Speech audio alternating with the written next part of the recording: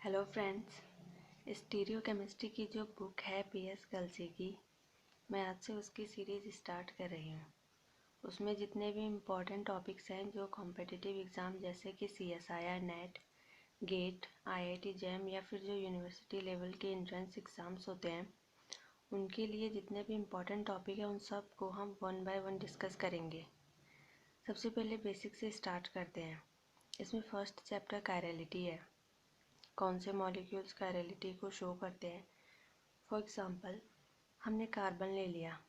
Carbon में A, B, C और D चारों डिफरेंट ग्रुप अटैच है। इसमें जो कार्बन है उसको हम एसिमेट्रिक कार्बन या फिर कायरल सेंटर या फिर स्टीरियो सेंटर बोलेंगे। ठीक है, इसको हम दिखाते हैं सॉलिड वेज से और इसको दिखाते हैं डैश्ड वेज से। इसका मतलब होता है कि हम इसकी तरफ से देख रहे हैं, ये हमारे ठीक सामने है, ये हमारी तरफ है। और जो हम डैश्ड वेज दिखाते हैं इसका मतलब होता है कि ये हमसे दूर है। अगर हम यहाँ पर मिरर लगाते हैं तो हमें जस्ट इस मॉलिक्यूल के अपोजिट दिखेगा। ठीक है, अभी जैसे कि D है, ये अभी राइट हैंड साइड है, बट हम मिरर लगाएंगे तो जस्ट इसके अपोजिट हो जाएगा और D हमें लेफ्ट हैंड साइड में दिखेगा। ठीक है, अब जो कंपाउंड A और B है इनको इनैंशियोमर्स बोलते हैं, या फिर हम ऑप्टिकल आइसोमर्स बोलेंगे, या फिर इनको मिरर इमेजेस बोला जाता है। चलो, इसको थोड़ा इजी करने के लिए हम ऐसे देख सकते हैं, इसको ऐसे समझ सकते हैं। फॉर एग्जांपल P है, अगर हम P पर मिरर लगाते हैं तो जस्ट हमें उल्टा P दिखेगा। जैसे ये है, ये तो ठीक है, बट ये मिरर लगाने पर ये जस्ट अपोजिट हो जाता है, तो इसको हम बोलेंगे कायरल। जो कायरल मॉलिक्यूल होते हैं वो non superimposable to each other होते हैं। अब ये नॉन सुपर इम्पोजिबल क्या होते हैं?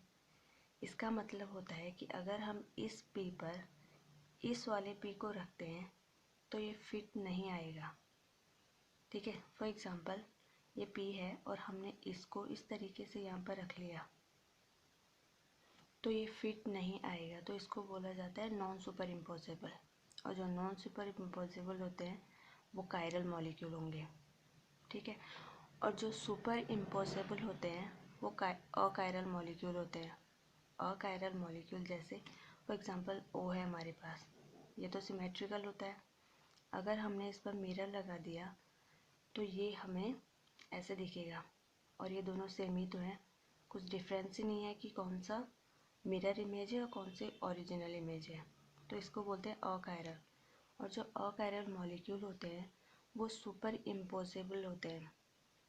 सुपर इम्पोसिबल का मतलब होता है कि अगर हम इस मॉलिक्यूल को इसके ऊपर रखते हैं तो ये तो फिट होगा, सेम ही होंगे, दोनों फिट आ जाएंगे एक दूसरे के ऊपर, तो इसको बोलते हैं सुपर इम्पोसिबल, जिनमें कोई डिफरेंस ही नहीं होता है कि कौन सी मिरर इमेज है और कौन सी ओरिजिनल इमेज है। अब बात ये आती है कि क्या सिर्फ कार्बन ही कायरलिटी को शो करता है? तो ऐसा नहीं है।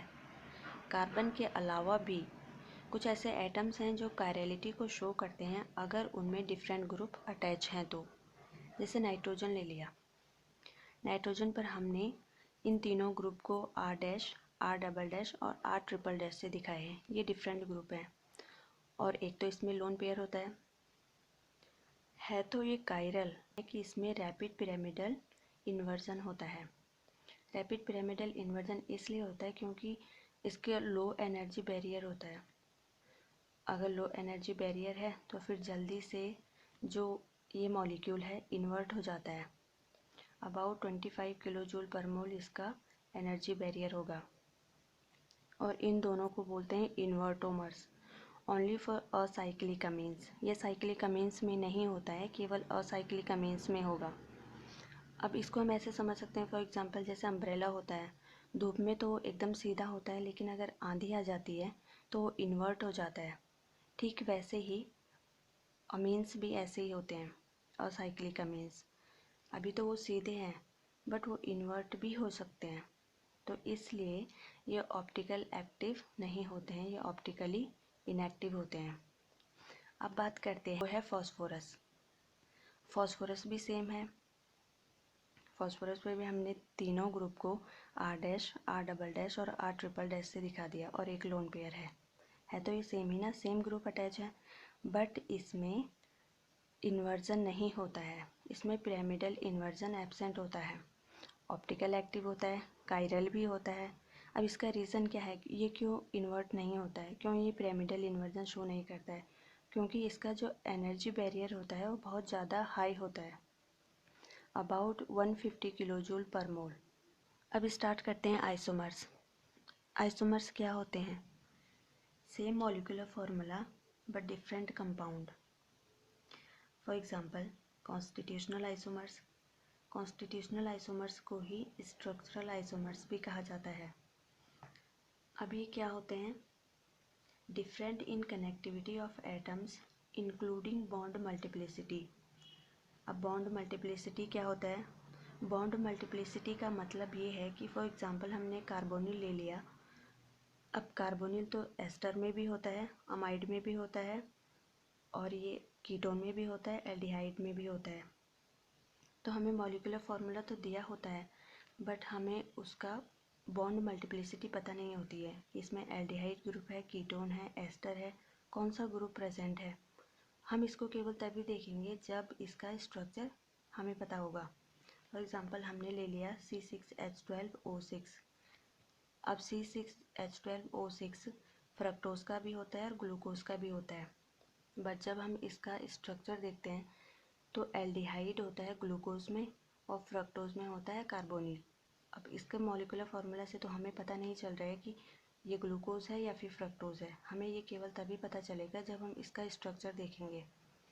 और जैसे हमने C4H10 ले लिया, ये तो इसका मॉलिक्यूलर फार्मूला है, हमें पता नहीं है कि ये क्या शो करता है या फिर ये कौन सा मॉलिक्यूल है।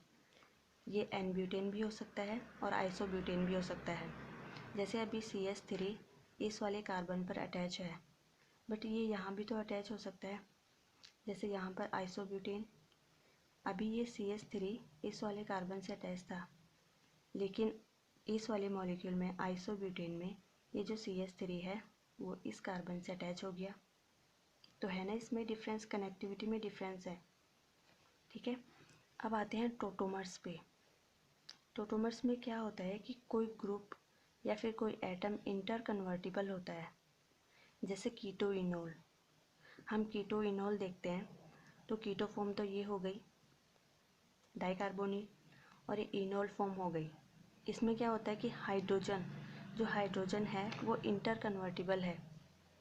यहाँ पर हाइड्रोजन कार्बन के पास था और यहाँ इनोल में हाइड्रोजन ऑक्सीजन के पास चला गया, तो ये कीटो और इनोल। अगर जो इंटर कन्वर्टिबल होता है वो कोई हाइड्रोजन है तो उसको हम बोलते हैं प्रोटोट्रॉपी या फिर प्रोटोन टोटोमर्स। ठीक है, लेकिन अगर कोई अदर ग्रुप या फिर कोई अदर एटम है वो इंटर कन्वर्टिबल होता है तो उसको हम बोलते हैं टोटोमर्स। ठीक है, चलो इसको समझने के लिए एक और एग्जांपल लेते हैं। वो एग्जांपल है 2 हाइड्रोक्सी पायरिडीन। यहाँ पर OH है और यहाँ पर है 2 पायरिडोन, यहाँ पर ऑक्सीजन है। तो ये हाइड्रोजन की पोजीशन तो चेंज हो रही है, कभी ये ऑक्सीजन के पास आ रहा है, कभी कार्बन के पास आ रहा है। तो इसको बोलते हैं प्रोटोन टोटोमर्स या फिर प्रोटोट्रॉपी। अब आता है वैलेंस आइसोमर्स। वैलेंस आइसोमर्स क्या होते हैं? Interconvertibility of some of the bonding electron या फिर एटम मूवमेंट। केवल मूवमेंट होता है, माइग्रेशन नहीं। फॉर एग्जांपल यहाँ पर है, यहाँ पर इलेक्ट्रॉन्स यहाँ पे मूव करते हैं, फिर यहाँ पे और फिर यहाँ पे बॉन्ड बन जाएगी। तो दोनों मॉलिक्यूल में डिफरेंस है, सेम तो नहीं है ना, दोनों डिफरेंट है। नेक्स्ट है फ्लक्सियोनल मॉलिक्यूल। फ्लक्सियोनल मॉलिक्यूल वो होते हैं कि जिसमें इलेक्ट्रॉन्स का मूवमेंट तो होता है बट वो मूवमेंट करने के बाद भी सेम मॉलिक्यूल देते हैं जैसे कि पहले था। जैसे यहाँ पर है, यहाँ पर इलेक्ट्रॉन का मूवमेंट हुआ बट इन्होंने सेम मॉलिक्यूल दे दिया, तो इनको बोलते हैं फ्लक्सियोनल मॉलिक्यूल। जिनमें मूवमेंट के बाद भी सेम मॉलिक्यूल बनता है उनको बोलते हैं फ्लक्सियोनल मॉलिक्यूल। अब आता है अलाइलिक आइसोमर्स। अलाइलिक आइसोमर्स में अलाइलिक रीअरेंजमेंट होता है। जैसे यहाँ पर CH2 पॉजिटिव बन गया, हेलोजन के निकलने से पॉजिटिव चार्ज आ गया। अब पॉजिटिव चार्ज यहाँ पर, ये डबल बॉन्ड यहाँ पर शिफ्ट हो जाएगी। अब इस वाले कार्बन पर पॉजिटिव चार्ज आ जाएगा। अब हेलोजन आता है और यहाँ पर अटैच हो जाएगा। तो इसमें और इसमें डिफरेंस है, इनको बोलते हैं अलाइलिक रीअरेंजमेंट। वैसे भी इसे हम ऑर्गेनिक में बहुत ज़्यादा यूज़ करते हैं। चलो अब स्टार्ट करते हैं कन्फर्मेशन। ये कन्फर्मेशन क्या होते हैं? कन्फर्मेशन में एक्चुअली सिंगल बॉन्ड पार्टिसिपेट करते हैं, केवल सिंगल बॉन्ड, डबल नहीं, क्योंकि इसका जो एनर्जी बैरियर होता है वो बहुत कम होता है, लेस देन 60 किलो जूल पर मोल। इसमें क्या होता है कि जब कोई मॉलिक्यूल रोटेट करता है और ड्यूरिंग रोटेशन जो भी स्ट्रक्चर हमें मिलता है वो उस मॉलिक्यूल का कन्फर्मेशन होता है। इसमें inter conversion by without breaking of bond, इसमें बॉन्ड का ब्रेक नहीं होता है और उसको हम विदाउट ब्रेकिंग उसको रोटेट कर सकते हैं। तो वो तो केवल सिंगल बॉन्ड ही हो सकती है, क्योंकि केवल सिंगल बॉन्ड को ही हम आसानी से रोटेट कर सकते हैं, आसानी से उसको घुमा सकते हैं।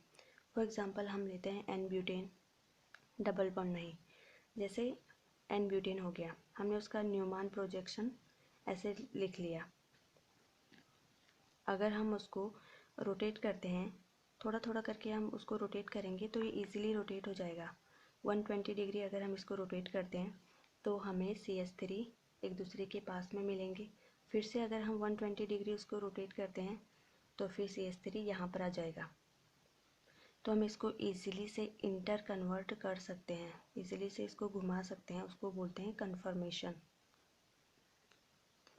एक चीज़ और है, इन्वर्टोमर्स भी कन्फर्मेशनल आइसोमर्स होते हैं। और इन्वर्टोमर्स कौन है? जैसे असाइक्लिक अमीन शो करते हैं ना, जिसे कि वो इन्वर्ट हो जाते हैं इजीली से, तो वो भी कन्फर्मेशनल आइसोमर्स हैं, क्योंकि उनका जो रोटेशनल बैरियर है वो बहुत कम है, अबाउट 25 किलो जूल पर मोल, तो वो भी इजीली से रोटेट हो जाते हैं, तो इसलिए वो भी कन्फर्मेशनल आइसोमर को शो करते हैं। अब नेक्स्ट आता है कन्फिगरेशन, क्योंकि स्टूडेंट्स को मोस्टली इसमें कन्फ्यूज़न होता है कि कौन कन्फर्मेशन होता है, कौन से मॉलिक्यूल कन्फर्मेशन को शो करते हैं और कौन से कन्फिगरेशन को। तो conformation without breaking of bond rotate करते हैं, जिनमें केवल सिंगल बॉन्ड ही पार्टिसिपेट करेंगे।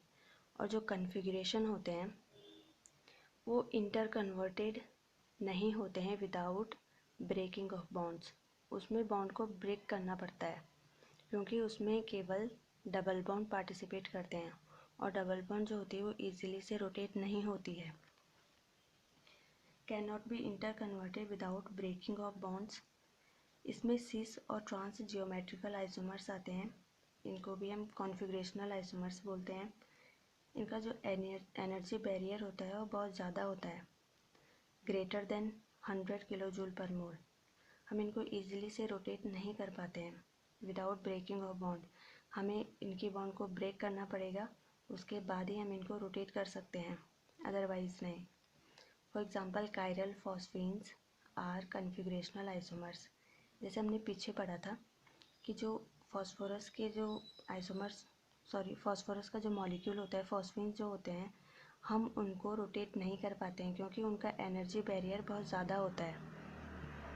अब थोड़ा सा कुछ इंपॉर्टेंट पॉइंट्स पर फोकस कर लेते हैं। अगर किसी मॉलिक्यूल में स्टीरियो सेंटर प्रेजेंट है, एक भी स्टीरियो सेंटर प्रेजेंट है, तो पूरा मॉलिक्यूल कायरलिटी को शो करता है, ठीक है। लेकिन इसके कुछ एक्सेप्शंस भी हैं, जैसे अलीन्स, बाइफिनाइल्स एंड स्पाइरेंस।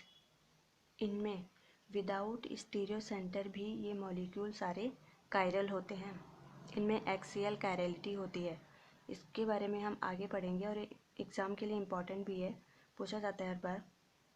तो ये विदाउट कायरल सेंटर के भी कायरलिटी को शो करते हैं, जबकि इनमें कोई भी स्टीरियो सेंटर प्रेजेंट नहीं होता है, ये फिर भी ये सारे कायरल होते हैं, non super impossible on it's mirror image होंगे। Organic stereochemistry based on tetrahedral geometry of carbon and also based on atoms like nitrogen, phosphorus, silicon and sulfur.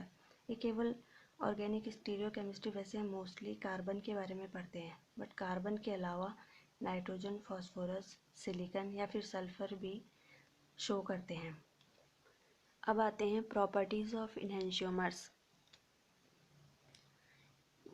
इनहेंशियोमर्स जो होते हैं हम उनको ईजिली से सेपरेट नहीं कर पाते हैं। इनकी जो फिज़िकल और केमिकल प्रॉपर्टीज़ होती हैं वो सेम होती हैं अकायरल मीडियम में, बट जो केमिकल प्रॉपर्टीज़ होती हैं वो डिफरेंट होती हैं कायरल मीडियम में। केवल कायरल और अकायरल का डिफरेंस होता है। अगर कायरल मीडियम है तो फिर ये डिफरेंट प्रॉपर्टीज़ को शो करते हैं, अगर अकायरल मीडियम है तो ये दोनों ही सेम ही प्रॉपर्टीज़ को शो करते हैं। इनहेंशियोमर्स को हम H1NMR से डिस्टिंग्विश नहीं कर पाते हैं अकायरल मीडियम में, लेकिन कायरल मीडियम में डिस्टिंग्विश कर पाते हैं। इनहेंशियोमर्स के जो रेसिमिक मिक्सचर होता है उसको जो सेपरेशन करना होता है तो उसके सेपरेशन की प्रोसेस को रेसोल्यूशन बोला जाता है। Thanks for watching.